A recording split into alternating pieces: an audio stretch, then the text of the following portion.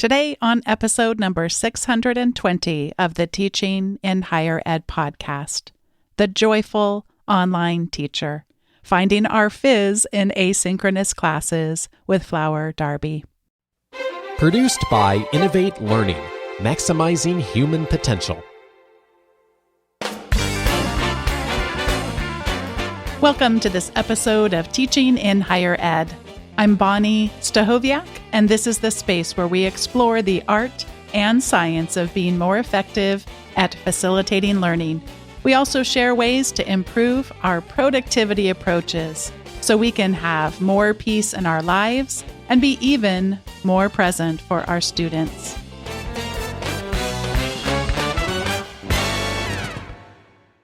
It is joyful for me to be welcoming back to the show Flower Darby.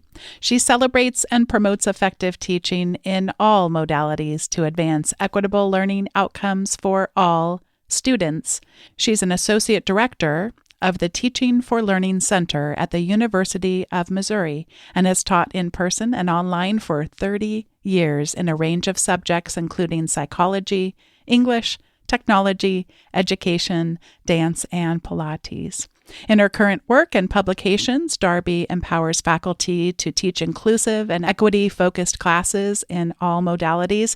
Her new book, which we'll be talking about today, The Joyful Online Teacher, Finding Our Fizz in Asynchronous Classes, is a joy to read, and I'm so excited to talk with her today. Her previous books include The Norton Guide to Equity-Minded Teaching and Small Teaching Online, Applying Learning Science in Online Classes. Flower Darby, welcome back to Teaching in Higher Ed. Bonnie, thank you so much for having me. It is always my true delight to hang out with you. I love book dedications, and yours was no different. May I read it to you? Absolutely. For Tim, with fierce gratitude for the strength, depth, and fizzy harmony of our mind meld. You know I couldn't do this work without you. And for you, my often unseen, underappreciated online teaching colleagues, my heroes in this work. You and your students are the reason I do what I do. Flower, I feel like our entire conversation is going to be about that book dedication, but I have to start with the subtitle of your book, Finding Our Fizz in Asynchronous Classes. Tell me about the origins of your love for fizz. What is fizz? Who are you? Who are we without fizz? Tell me about the fizz. Yes, thank you, Bonnie. Fizz is fun. It's excitement. It's enjoyment. It's the buzz of interaction. It's giddy, just enjoyment, eager anticipation. It's just all the feels, the positive feel-good feels. And, we know when we experience this in various life domains, when we're driving a particularly fun road in a fast car or whatever it might be, that experience that fills us with that kind of giddy excitement. My proposal here is that we don't naturally necessarily experience that fizz in asynchronous classes, but I think we can and we should. And so that's the fizz to me, is just literally sort of a giddy excitement, a lot of fun, really enjoying ourselves. And you've already anticipated what I thought we might chat about next, which is you have a true confession. You have a true confession about how you feel. Even still sounded present tense as of the writing of the book, about the contrast between teaching online and teaching in person. Tell us about that. It's true. I've made this confession in the book for the first time, sort of publicly in writing. I don't really love teaching online. What? Mm-hmm. It's not as fun to me. I love being in person. I'm a former jazz dance teacher and choreographer, and I can bring that palpable, fun energy into any college classroom. It's much harder to generate in online classes. And that was what my confession was. I don't enjoy learning management systems like Canvas. They're ugly, unpleasant places to be. Yeah, I'm just being honest about the fact that I have experienced times in my own teaching where teaching online felt like drudgery. And that's not who I want to be as a teacher. I so appreciated that. It made me feel less alone when I have difficulty with the fizz in my own online teaching. I sometimes get invited by our admissions department to give a sample class. They used to actually have them come sit in our classes, but just for logistical reasons, that became problematic. And the idea of getting in front of 100 prospective students and feeling that rush of what it's like to engage and experience those micro connections with people. I mean, there's it's definitely takes a lot more intentionality. And I would love to have you share now a little bit, because I think sometimes for myself, I'll put a lot of these factors of why it's hard to bring that joy into an online context on my own shoulder. Would you talk some about some of the factors, some of the contributors to our joy being sapped, some of which maybe we don't want to rest directly on our own shoulders and are more systemic in nature? I think it's a combination, right? Oh, absolutely. I learned from a mentor several years ago that we never blame or shame any individual instructor who is trying to do their best to support student engagement and learning. And that has really stuck with me. I still believe, even though people like you and me have been saying this for literal years now, I still believe that higher education doesn't do a great job of preparing faculty to teach, generally speaking. That's not new, but especially online teaching. You know, the first time I came on your podcast, Bonnie, I think it was 2019. And I said, gosh, we're not experiencing good online learning. And unfortunately, I still kind of think that's true. So, to your point, it's not about what individuals necessarily know to do, because sometimes we don't know what we don't know. Sometimes we haven't experienced a good online class. I know there are institutions, colleges, universities that are doing a great job of preparing faculty to teach online. They're really doing wonderful work, but there's a lot of other places that are just not there yet. So, lack of preparation, lack of experiential learning about what a good asynchronous class feels like, how it can feel invigorating and deep and meaningful. And then, last but not least, I would just add the category of sort of the conditions that we work in. Classes that are too large, too many classes that we're trying to teach, unreasonable expectations on us and our time. These are all reasons that can contribute to a lack of joy in online, or I would say any teaching. You mentioned an episode when you first joined, and I'm thinking back even years prior to that, my first having a name for something, civil attention. And this contrast between when we do stand in front of groups in a classroom setting, feeling like learning is happening, when in fact it is a student's ability to perform. Civil attention is often the best we can get unless we more intentionally go in and structure it. And as I was reading your words, I was thinking about your comments about some of the regulations that many of us experience and how the attempt to recreate, how would we know if they're learning? And some of the misguided things that happen in a classroom also happen around what either rules get instituted by a regulatory body or perhaps even at the institution, and oftentimes with the best of intentions. How does that kind of muck things up when we start to put some rules or rubrics without really having a sense of the importance of joy, the importance of engagement, and what that could look like in an online context? Yeah, I've just thought a lot about external impositions of expectations, really, is the way to put that. And this is a very nuanced topic for me because I also recommend that we use things like course design rubrics, and that I personally, when I teach online, I still require my students to post once, reply twice. But I think it's important to acknowledge that that can feel forced or stilted or inauthentic.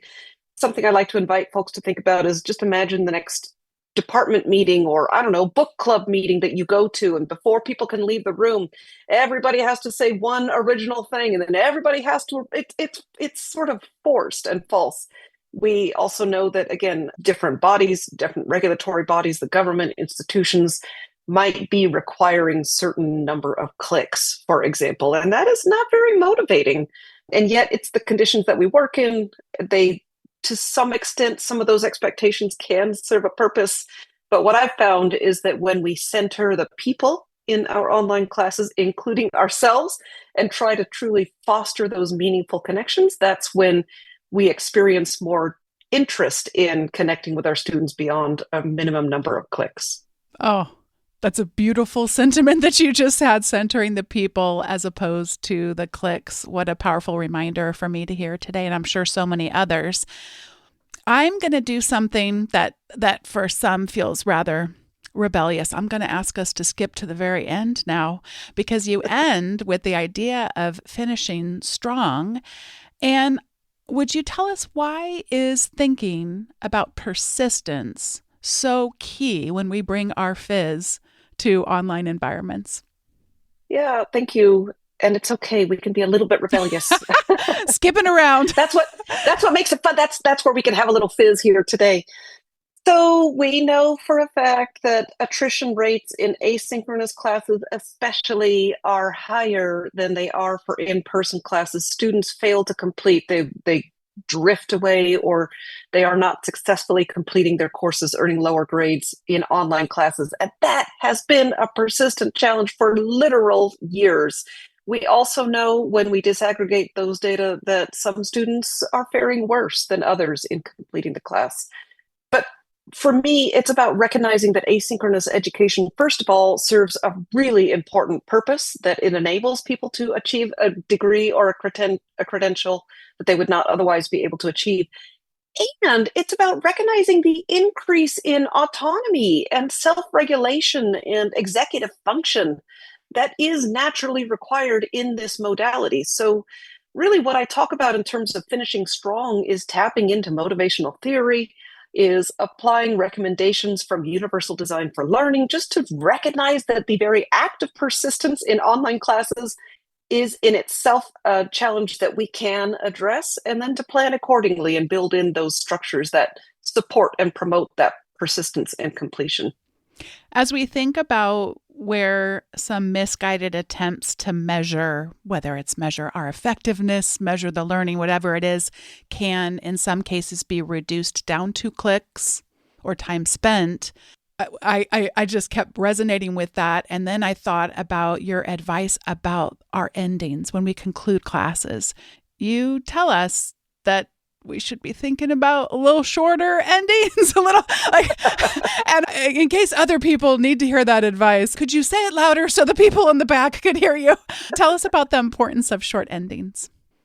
Just to go ahead and be transparent for people who have not gotten the book, my last chapter in the book is a combination finishing chapter and conclusion. I kind of condensed what originally might have been a separate standalone chapter and then a conclusion. It is called Finish Strong. That's the name of the chapter. And it really is about recognizing that by the time we get to the end, or those last few weeks of a class or a semester, that we're just tired. And so, again, I feel this especially in asynchronous classes, but I think this principle applies to individual class meetings or to semester or term long experiences. Just planning in advance for a lower ebb of energy that can, naturally happen toward those final minutes, those final weeks, and being proactive to kind of maybe, for example, requiring that the final project, the major assessment, is actually due maybe 2 weeks prior to the end of class. And then that gives instructors some breathing room to grade and process it. It allows for any communication with students. But maybe you have an opportunity to build in some metacognitive reflection during those last 2 weeks, when you sort of, I won't say front load, that's not accurate, but sort of move up that final kind of major assessment to not the last week of class. I just feel like a little bit of breathing room benefits all of us, and it acknowledges the reality that we're tired at that point. So are our students. And so let's plan in advance for that. Yeah, you give the advice about even, and you mentioned this with metacognition, but just 3 key takeaways. What have you found when that's one of your final assignments in a class? What's been a surprise or a delight from a seemingly simple prompt, but I'm sure you found some joy in it? I love that you said what has been a surprise or delight, because that's exactly how I think we should create assignments and activities. If we think about what we will enjoy grading, right? I know I'm not the first person to say this, or what we'll enjoy reading or reviewing, that can be a really key sort of factor. So 3 key takeaways is an assignment that I have oftentimes, and specifically I'm thinking of a graduate course called Technological Fluency and Leadership. no matter what work we do, how can we use tech well to benefit ourselves, our coworkers, to do the work more effectively? And what I love about Three Key Takeaways is, and partly because I'm sure it's a very practical and applied course, people can tailor it to their own context, their workplace settings. But I love the sort of the authenticity of those takeaways. It's not just like, I learned that this leader's theory can be really effective. It's about, hey, I learned that asking my team what kind of process would benefit their use of this particular platform, or what kind of software would help them do their work easier. Like, it can be really simple like that. And then of course sometimes it's even more at a personal level. Like, I learned that sometimes you don't need all the latest bells and whistles. You don't need the latest iPhone. We can be effective with simpler tools. I just love the individual application, the authenticity that we see in students' responses, that it prompts them to think about their lives and their learning. And it is kind of an endless source of inspiration for me to keep trying to engage our students in meaningful and relevant ways. You introduce us to so many incredible educators throughout this work. And just one is Dave Gidew from Finger Lakes Community College. He teaches computer science. I'm going to read the way you quote him in the book. There's this dissonance between my previous life as a camp counselor, where every day was novel and memorable, and you find the greatest joys in the smallest things, and the rigidity of institution life, like with inflexible, predetermined online course structures, for example. I try to break up that rigidity with my quirky camp counselor self, and I get a lot of unsolicited feedback from learners that my class feels very personal. That's not something you need camp experience for. You just need to be comfortable letting your learners see who you really are. Flower, what are some practical tips that you have for us for navigating, bringing what makes sense for us with our unique intersectional identities ourselves into an online class? Yeah, critically important to recognize that there are different backgrounds and experiences that we have all had, that there are different comfort zones, right? Dave is a phenomenal instructor who really got the bit between his teeth after he and I talked for this book, and he recorded all kinds of fabulous little short 30-second to 60-second videos that took the place of syllabus policy statements, and he had all kinds of characters and costumes. It was really phenomenal what he did. But it's not likely that everybody's going to do that, right? So to your point, what are things that feel authentic to each of us individually? For example, maybe you're the kind of person who really enjoys memes. The research shows on online teaching and learning that including memes in your announcements from time to time sparks some energy and enthusiasm in your students. But I would say, if you're not a meme person, don't do that, right? Something that isn't authentic to your personality is not going to be effective. Same thing with the use of emojis. It's very easy to overdo those, but I would say they bring a little bit of warmth and color into these otherwise unappealing learning environments that we find ourselves in online. So it's about being willing to record your videos and not be perfectly polished when you record a quick announcement or a clarification. Another of the folks in the book who I talked to is Denise Meduli-Williams, and she has sometimes posted on LinkedIn about how funny the thumbnail looks, right? The video still, and how it isn't great, but it's her, and her students love that. So just being willing to be yourself, connect with your students as a real person. That's a key recommendation for me. I'm going to read her words that you quote her in one of the chapters. And spoiler alert to listeners, actually, I'm not sure how the episodes are going to all stack up together. You will have already heard from Denise in an earlier episode or one in the future, because she's agreed to come on the show. So thank you for this introduction to her and her work. Actually, I think I first learned about her on LinkedIn and then was so glad to see her quoted in your book. So I'm reading Denise's words, and it's in your chapter about connecting with students. Cultivate rapport and relationships with and among students. I'm quoting her here. I feel like I know my online students better than my in-person students. I have more interactions with them. They get to know more about me through the types of activities we do, and I'm able to individualize content, links, and resources for different students' needs. Any ideas for us, Flower, as far as how to capitalize on these opportunities to get to know these unique parts of our students' lives without maybe overwhelming ourselves as much. And specifically here, do we feel like for every assignment, every interaction, we have to customize it for every single student? Or how might we think about some of the psychological principles you bring in? It doesn't have to be an all or nothing thing, right? What are some practical ways we can still capitalize on those rich relationship opportunities without exhausting ourselves? Yeah, I also think it's important to add the context that, yeah, if I'm not mistaken, I think Denise teaches a smaller enrollment class, and that's important to remind ourselves, right? If individually working with students and tailoring content or support, that does depend on a luxury that not everybody enjoys, right? I see you're nodding your head. You're with me on that point. Absolutely. Although, I mean, But I'm nodding, but with hesitation because I can exhaust myself sometimes thinking that it all has to be with excellence in every interaction, which is why I was found your words so comforting. thank you.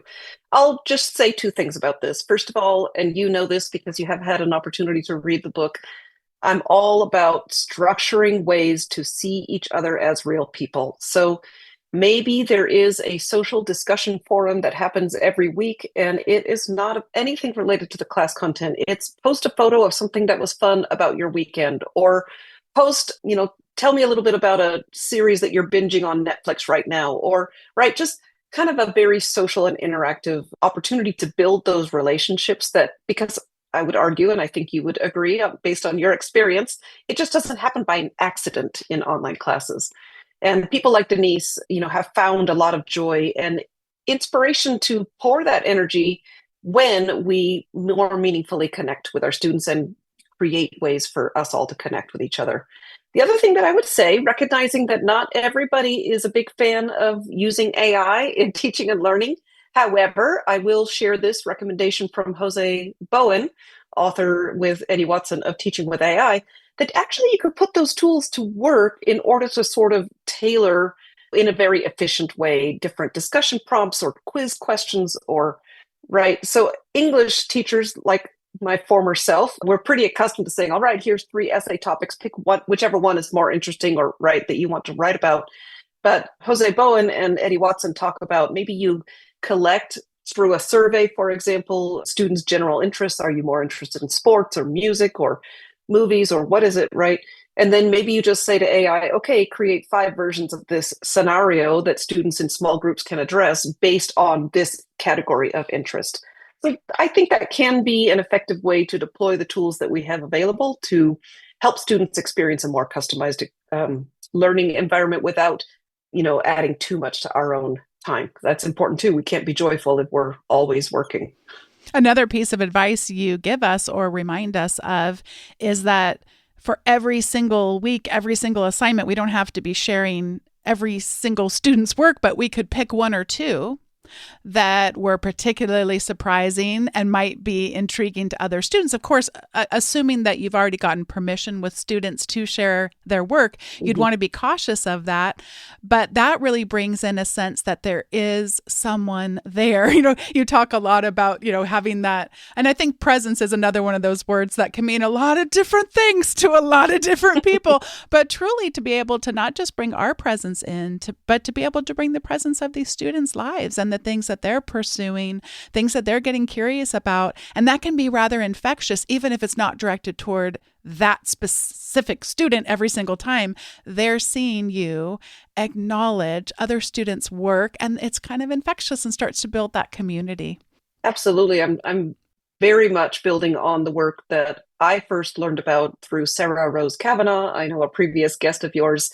Her book, The Spark of Learning, Energizing the College Classroom with the Science of Emotion, is a direct inspiration for this book, because as soon as I read about that research and application, I thought this has so much potential in online classes.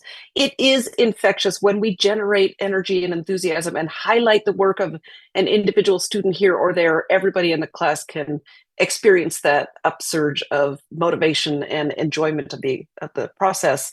One thing, again, it's really important to me to continually emphasize to maintain a balance between how much we're putting into our teaching and how much we're protecting our own downtime, something that I have struggled with in the past.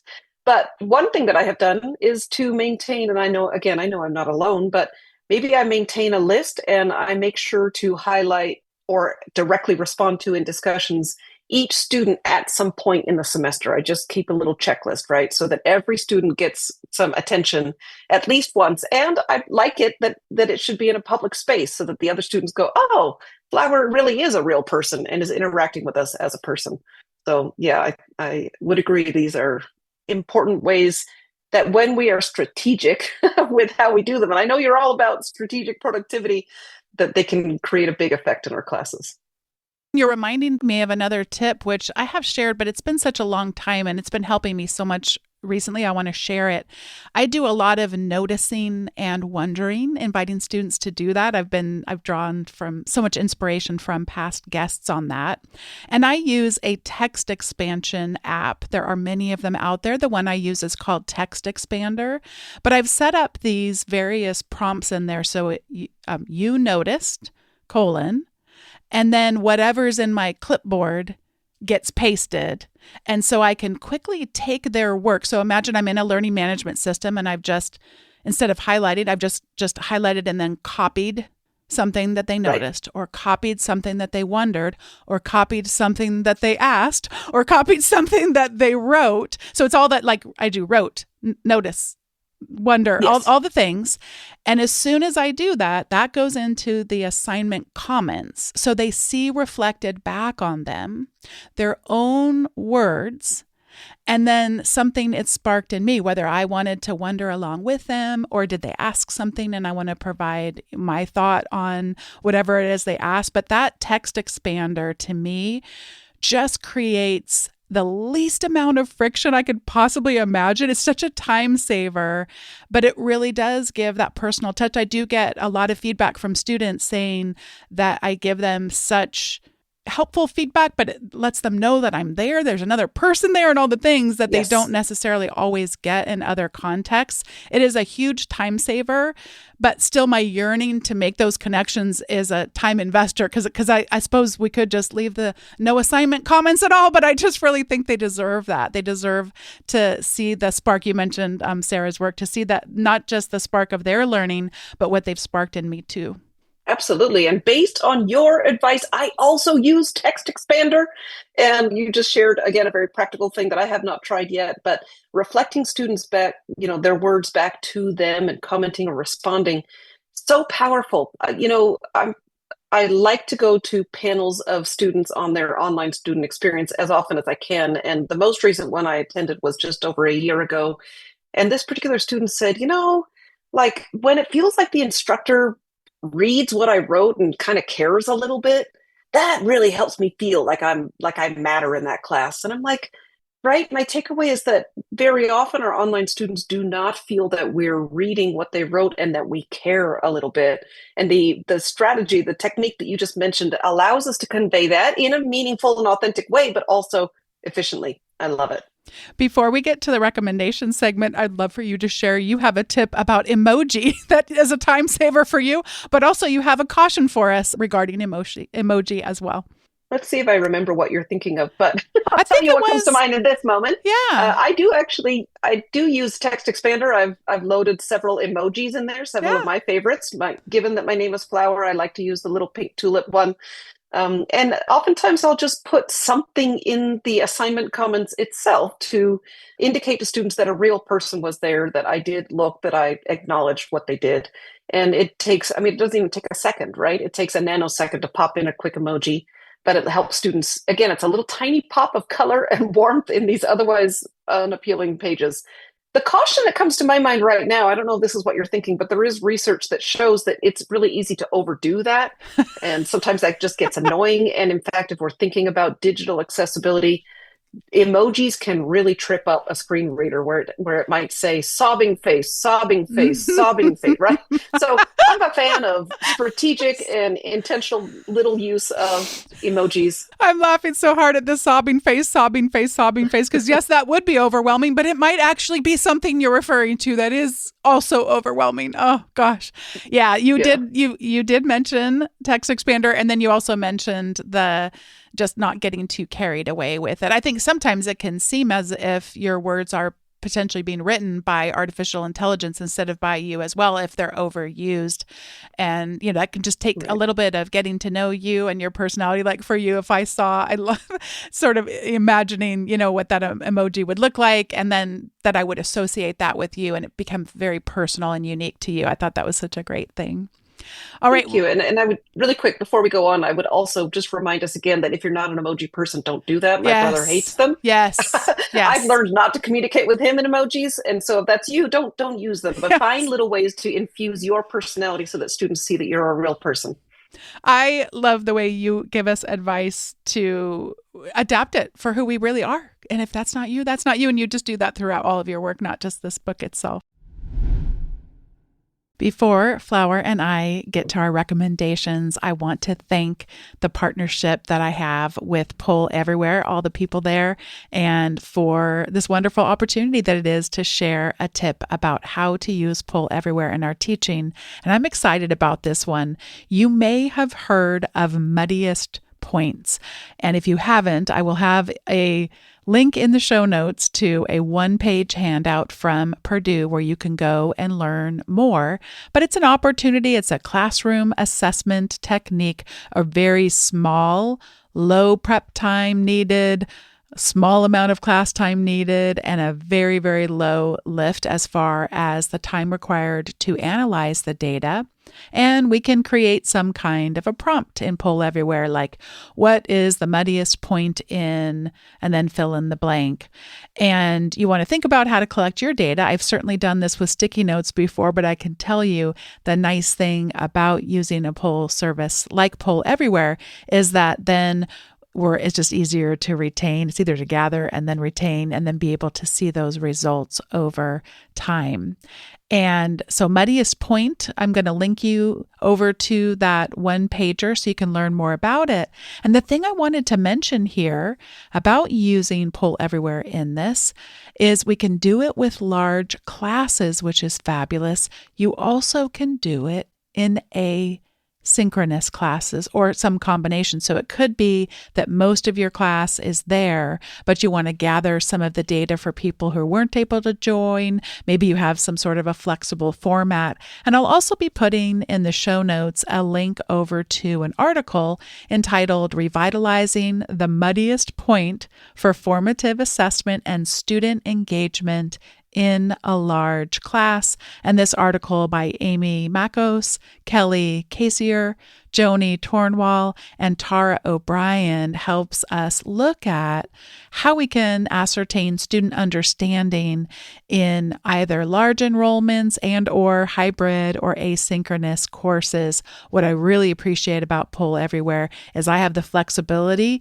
to be able to, yes, do things right there in a classroom, or I can do it after the fact, asynchronously, or any combination of those things. So check out the article, check out the Muddiest Point, and use Pull Everywhere to help you do that. And if you have any ideas for ways that you're creatively using Pull Everywhere or another polling service in your teaching, would love to hear from you. Email me at feedback@teachinginhighered.com. Thanks once again to Pull Everywhere. Head over to pulleverywhere.com to find out more about what's possible through Pull Everywhere. Well, this is the time in the show where we each get to share our recommendations, and I have two today. The first one comes from my colleague and friend, Jim, who leads our library, and it took me right back to the Muppets. It is an old Muppets clip, and it is Thor, God of Thunder, gets a library card. And it is just delightful and just brought back so many memories of both the humor of the Muppets. I can't recommend it yet, Flower, because I haven't watched it, but I did see that there is a new Muppets television show. Flower's nodding her head. Yes. And so I'm kind of curious if that's going to be any good, but I'll watch it. I will do my due diligence. And then if I like it, I'll recommend it in the future. Reviews are sounding very positive, very good. true to old school Muppets. Don't we need that? Don't we need that in this Yes. world? We need that. So I'm glad to hear that the reports are out. That's good to know. All right. And then the second thing I wanted to recommend, I have shared across a very long time in this podcast, pieces from Seth Godin. And I came across a post that he wrote in February of 2026 called A Starting Point for Seth Godin's blog. And so I guess this is one recommendation, but it kind of comes in two parts. So if you're interested in his work, this would be an interesting post to you. And I'm going to read from his words here. The challenge of the library is the card catalog. If you don't know what you're looking for, it's hard to find much of anything. The challenge of the web is the search box for the same reason. It's efficient once you're on a mission, but it requires you to go first. And the chat interface of Claude and ChatGPT is more of the same. Faced with infinite choice, what we really need is a guide. By request, then, 10 places to start on this blog. And he goes on to share, yes, you guessed it, 10 places to start on his blog. Everything from notes to myself, 65 principles distilled from 10,000 posts, energy and systems complexity, systems thinking that connects beans to bureaucracies to solar panels, the AI effort gap, 6 sentences that reframe the entire AI conversation. You get the idea. And I guess that this is a recommendation in 2 parts. Go check out his post. It would be a great starting point for you or a returning point for you of his work. But I'd also suggest that we, and I include myself very much in this, that we consider a starting point for some of our own work. So I kind of thought, gosh, what if I created a starting point for my blog? And that I've been doing more blogging in the last 3 months, really, than I've maybe even ever done. It started with taking a online class from Harold Jarkey on personal knowledge mastery. And I was blogging 2 or 3 times a week. So that was quite an endeavor. I did not keep that up to date, but I have been writing more. And so I thought, well, that would be kind of interesting for me what would be a starting point for my blog, or, perhaps more specific to my work and my streak would be a starting point to the podcast. That would be kind of a fun challenge to take. So I'd encourage people. And if you take the challenge, I'd love it if you'd send me a note. Tell me what's a starting point for your work. And I'll see, Flower, if I get to a starting point for my work anytime soon. The good thing is that this episode is going to be airing in April. So as of this conversation, I have some time to I'll put it in the show notes if I get to it before then. So yes. And with over 600 episodes to date, yes, I would benefit from a starting point to your podcast. Yeah. Well, now I get to pass it to you, Flower. What would you like to recommend? The book reflects a new life philosophy that I really am trying to embrace and emulate, and that is to literally enjoy our life more and do things that we enjoy and just revel in feeling good. So I have kind of a new theme song in my life and my work, and that's my recommendation. The band is called Gorillas. It's spelled with a Z at the end, and the song is Feel Good Inc. It is from 2005. You'll probably be able to find a link. I can provide that to you as well. But it's just a feel-good song about feeling good. And that's where I'm going with the Joyful Online Teacher and with enjoying our teaching more broadly, is let's create experiences that feel good, because the research is clear that actually promotes student motivation, engagement, and deepens learning, predicts academic performance and achievement. Let's feel good. Let's enjoy that. That's my recommendation for today. You know what I'm going to be doing as soon as we get offline with each other? We'll be going for a walk around the neighborhood and finding that song for the show notes, but also for my soul. I hope you find it as catchy and fun as I do. I know you and I share a love of dancing, and so I love the beat. I find it very, very fun. Thank you so much for this book. Thank you for your last one. Thank you for your next one. Thank you for your contributions to, especially in this work, those who may feel more alone in our work, for celebrating that incredible aspect of our education. And thanks for coming on the show again. Bonnie, it is always a humbling pleasure, and thank you for the work that you do. So many important contributions as well. It's just really a delight to be among your circle of acquaintance. And I would say it's very humbling to try to bring materials and ideas and research that hopefully supports all of our flourishing. That's what it's all about. Thanks once again to Flower Darby for joining me on today's episode. Today's episode was produced by me, Bonnie Stachowiak.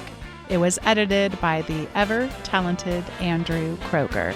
If you've been listening for a while and have yet to sign up for the weekly Teaching in Higher Ed update, I encourage you to head over to teachinginhighered.com/subscribe. You'll receive the most recent episodes, show notes, as well as some other resources that go above and beyond those. Thank you so much for listening, and I'll see you next time on Teaching in Higher Ed.